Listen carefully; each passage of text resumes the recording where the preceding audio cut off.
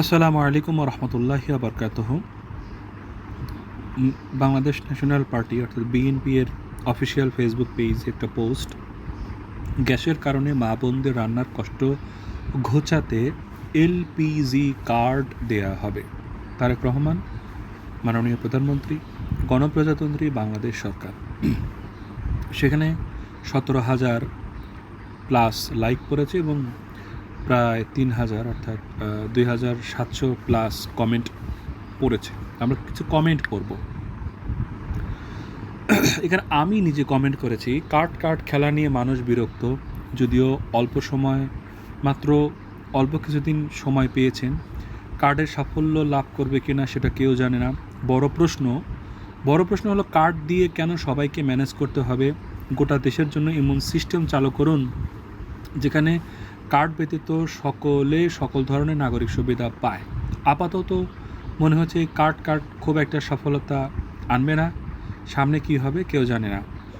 আসলে তো এটা প্রশ্ন যে একজন যে কৃষক কৃষি কার্ড পেলো আর যে কৃষি কার্ড পেলো না, এখন যে কৃষি কার্ড পেলো না সে কি তাহলে সুযোগ সুবিধা পাবে না? তখন পাল্টা প্রশ্ন করতে পারেন যে না, সকল কৃষকই কৃষি কার্ড পাবে। তো সকল কৃষকই যদি কৃষি কার্ড পায় তাহলে কৃষি কার্ড কেন দরকার? কৃষি কার্ডের যে সকল সুযোগ সুবিধা তা কৃষকরা পেলেই হয়ে গেল। সেখানে সকল কৃষককে কৃষি কার্ড দিচ্ছেন, ভালো কথা। এখন যারা পাবে না, যে কৃষকরা কৃষি কার্ড পাবে না, তারা কি সুযোগ সুবিধা পাবে না? এখন আপনি বলবেন যে না, তারাও সুযোগ সুবিধা পাবে। তো সবাই যদি সুযোগ সুবিধা পায় তাহলে কার্ড বানিয়ে কার্ডের পেছনে খরচ করে লাভ কী? একই প্রশ্ন স্বাস্থ্য কার্ড, ফ্যামিলি কার্ড, এই কার্ড, সেই কার্ড, অনেক কার্ডের কথা শুনতেছি। আসলে কার্ড বিষয়টা কতটা যুক্তিপূর্ণ এটা আসলে আমরা বুঝে উঠতে পারতেছি না।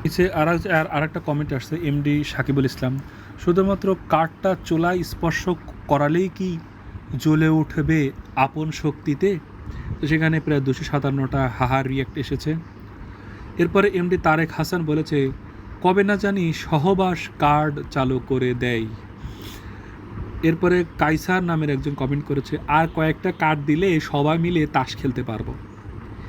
এরপরে এমডি রবিউল ইসলাম খান কমেন্ট করেছে, এলপিজি কার্ড আসছে, এখন সবগুলো কার্ড একটার পর একটা রেখে কার্ডের খাম্বা বানানো যাবে। এরপরে নাইম আহমেদ রাফি কমেন্ট করেছে, আর কিছু কার্ড দিলেই বসে তাস খেলা হবে। এরপরে কষ্টের জীবন নামের একজন কমেন্ট করেছে, এখন আর গ্যাস লাগবে না, কার্ড দিয়ে গ্যাস বের হবে, কার্ড দিয়েই রান্না হবে। এরপর আল জাবের নামের একজন কমেন্ট করেছে, কার্ডটি চুলায় দিতে হবে নাকি পাঁচায় দিলেই হবে। এরপরে মেহমেদ গাজী কমেন্ট করেছে, এরপরে দেয়া হবে। এরপরে মোহাম্মদ ইব্রাহিম কমেন্ট করেছে, গ্যাসের সময় শেষ, এলপিজি কার্ডের বাংলাদেশ, কার্ড চুলায় দিয়ে বলুন জ্বলে উঠুন আপন শক্তিতে। এরপর এইচএম আব্দুল কাদের কমেন্ট করেছে, এই সুন্দর পোস্ট দেখার জন্য আমাকে ডাটা কার্ড দিলে হবে, অর্থাৎ এমবি কার্ড দিলে হবে। এরপরে মারিয়া বিনতে মেহের কমেন্ট করেছে, যত মুশকিল তত কার্ড, বাংলার কার্ড বাবা।